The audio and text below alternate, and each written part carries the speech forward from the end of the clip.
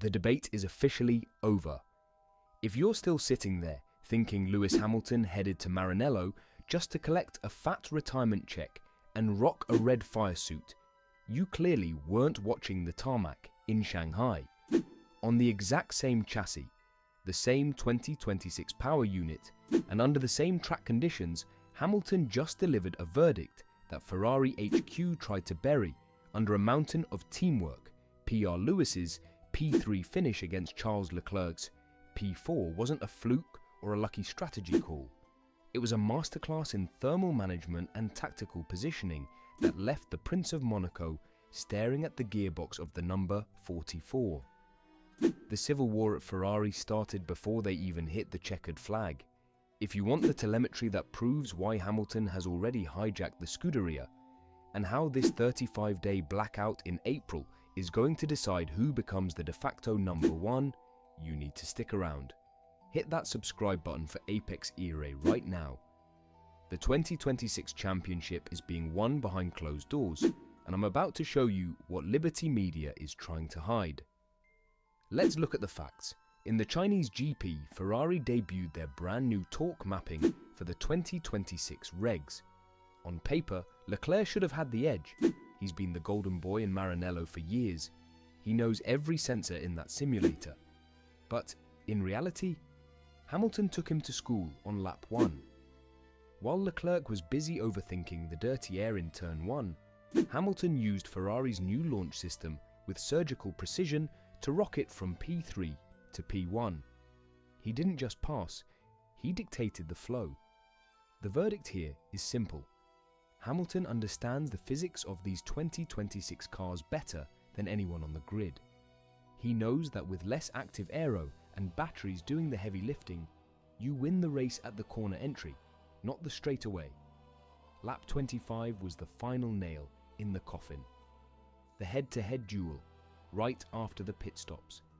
Hamilton outmuscled Leclerc at the turn 14 hairpin, the most technical braking zone on the calendar. Telemetry showed Lewis was braking 4 meters deeper than Charles while keeping the chassis flat without locking the fronts. That's not just talent. That's the experience of a guy who knows these 2026 cars are way less forgiving than the land yachts of the previous era. The massive headache for Ferrari in 2026 has been excessive rear axle tyre wear during long stints. In Shanghai, that flaw was caught in 4K. Leclerc, rating 8 out of 10, started crying on the radio by lap 15, complaining that the rear end was stepping out in the mid-speed corners. Hamilton? He just shut up and went to work. Here's the Apex ERA Authority take. Hamilton used a short shifting technique coming out of turn 4 to stop the medium tyres from cooking. He sacrificed 1/10 of raw acceleration to buy 3 extra laps of tyre life. Leclerc, meanwhile, tried to manhandle the car, frying his rubber trying to hunt down Antonelli. The result? Hamilton ended the stint clocking 1:33.1 seconds, while Leclerc had fallen off a cliff into the 1:34.5 seconds range. The technical verdict is that Hamilton brought a literal library of data from Mercedes on how to manage hybrid engines under thermal stress. Data Ferrari simply didn't have. Charles Leclerc is fast, maybe the fastest one-lap guy out there, but Lewis Hamilton is a 200-mile strategist. In a 2026 season where battery efficiency and tyre preservation mean more than top speed, Hamilton is the apex predator, and Leclerc is just lunch. Don't get it twisted. Ferrari is a monarchy, not a democracy, and Fred Vasseur knows it. Hamilton's podium in Shanghai shifted the team's entire centre of gravity. When you've got a 41-year-old veteran outperforming your golden boy on the same track, that vet's feedback becomes gospel to the engineers.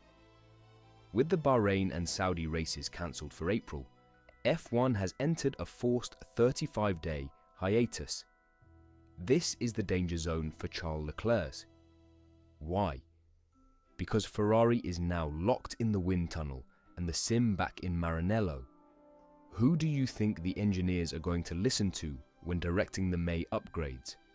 The guy who grabbed a trophy and proved he can tame the new engine? Or the guy who spent all weekend complaining about the balance? The political verdict is that Hamilton has already bought the technical staff. He's spending more time at the factory, talking to the mechanics at a level of detail that Leclerc, being the legacy kid, eventually neglected. Lewis is treating Ferrari like a startup he needs to lead to an IPO, while Charles still sees it as his childhood home. In the States, we call this a corporate takeover. Hamilton didn't move to Italy to be a teammate. He moved there to be the boss. This 35-day gap in the calendar is the grey area the FIA doesn't want you talking about. Without official races, teams are in a private arms race. Mercedes is on a high after Antonelli's win, but Ferrari? They're in a state of controlled panic. The Apex ERA verdict on this hiatus is brutal for Leclerc.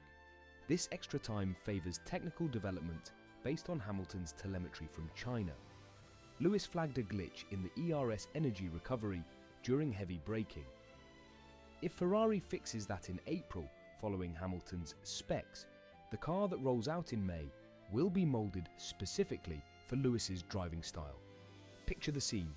We hit the European leg of the championship, and Leclerc finds out the car is now too pointy, or too stiff for him, but perfect for Hamilton.